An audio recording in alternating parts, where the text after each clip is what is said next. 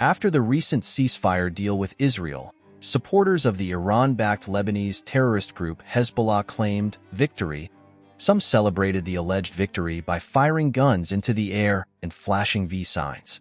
Many Arabs, however, saying that Hezbollah had lost hundreds of its members, including top leaders, and caused significant damage to Lebanese homes and the country's economy, have been mocking the terrorist group.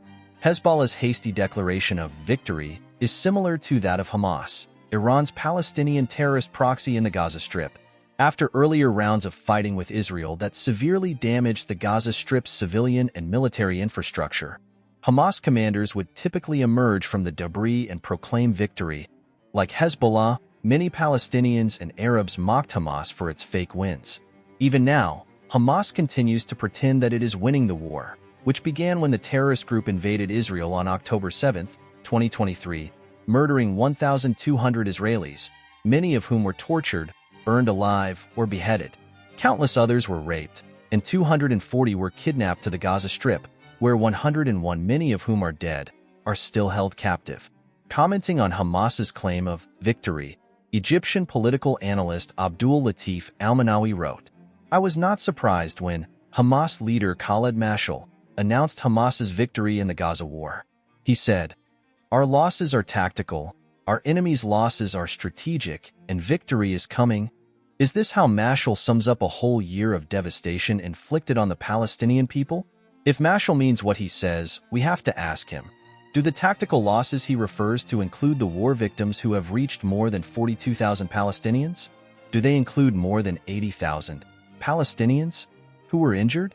Do they include more than 90% of the Gaza Strip's population who have been displaced from their homes and neighborhoods that were razed to the ground? Victory, Khaled Mashal, is not like this. Victory is realizing the extent of your power and using it at the right time and in the right way. Victory is not bringing back the era of illusory speeches and false victories. Hezbollah declared war on Israel the day after the October 7th atrocities committed by Hamas terrorists and thousands of ordinary Palestinians against Israelis living near the border with the Gaza Strip. Hezbollah leaders said then that they would stop their rocket and drone attacks against Israel only if it ended the war against Hamas in the Gaza Strip. They also said that they would not withdraw their terrorists north of the Litani River in southern Lebanon. The ceasefire agreement, reached on November 27th, stipulates that Hezbollah, or any other armed group in Lebanon, will not carry out any offensive action against Israel, regardless of the situation in the Gaza Strip.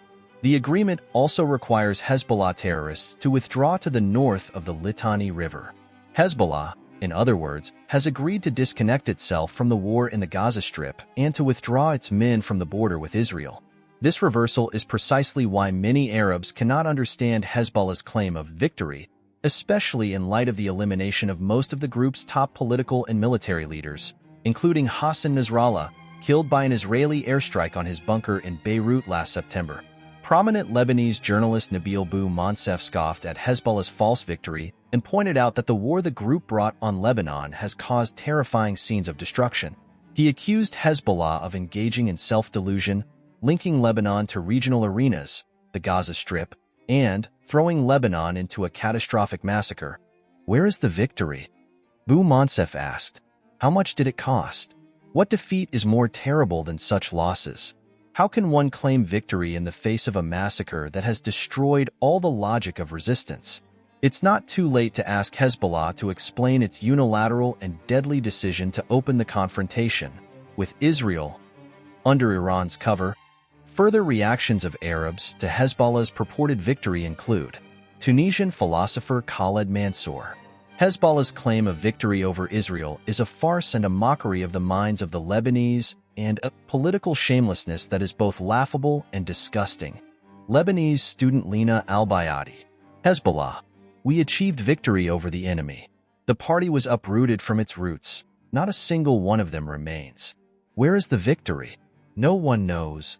Lebanese lawyer Omar El-Yafi. This is the text of Hezbollah's surrender that the Lebanese state agreed to, which stipulated that there would be no weapons on Lebanese territory except in the hands of the Lebanese army, in addition to other conditions, including the withdrawal of Hezbollah elements to the north of the Litani River. Where is the divine victory that these victors celebrate? Egyptian political analyst Subhi Ibrahim. The worst defeat for Hezbollah militias in the black history of destruction and thousands of deaths, and yet, with all impudence, some of its supporters raise banners and the victory sign. Where are you, you shameless folks? Lebanese social media activist Fouad Tarabeh. Despite the killing of Hassan Nasrallah and most of the leaders of Hezbollah, 3,500 dead, 20 billion in material losses, 1.5 million displaced, and 46,000 housing units destroyed, they, Hezbollah, still say we won. They fire their guns in celebration and raise the victory sign after the humiliating ceasefire agreement. What a complete farce and deception. Saudi writer Imad al-Rimal. Hezbollah celebrates victory just as Saddam Hussein celebrated his victory in Kuwait. In 1990, Hezbollah will hold a victory demonstration in Lebanon with the funeral of Hassan Nasrallah. It doesn't matter how many were killed, what was destroyed, or the crushing defeat.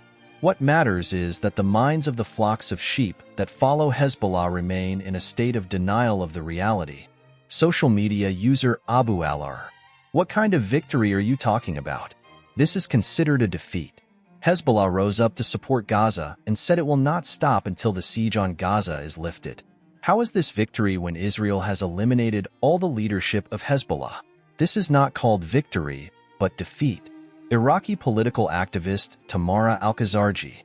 After the surrender, Hezbollah supporters roamed the streets, raising pictures of Hassan Nasrallah as a way of expressing the joy of victory, as they believe. This is the case of totalitarian parties in the Middle East, where they try to promote every defeat as a crushing and historic victory for them. Yemeni politician Ali al-Bakaidi. Hezbollah has surrendered, yet there are those who call it a victory. Rather, the ceasefire was done on Israel's terms, not Hezbollah's terms. Hezbollah's withdrawal to the north of the Litani River. Disengagement from Gaza. The presence of international supervision south of the Litani River. Lebanese army control of the border. Were these Hezbollah's conditions or Israel's conditions? What happened was almost a surrender by Hezbollah while saving face. Clearly, many Arabs are no longer fooled by the lies and propaganda of Iran's terror proxies in the Middle East. Over the past 14 months, Hamas and Hezbollah have dragged the Palestinians and Lebanese into wars that have claimed the lives of thousands of people, all to serve their patrons in Iran.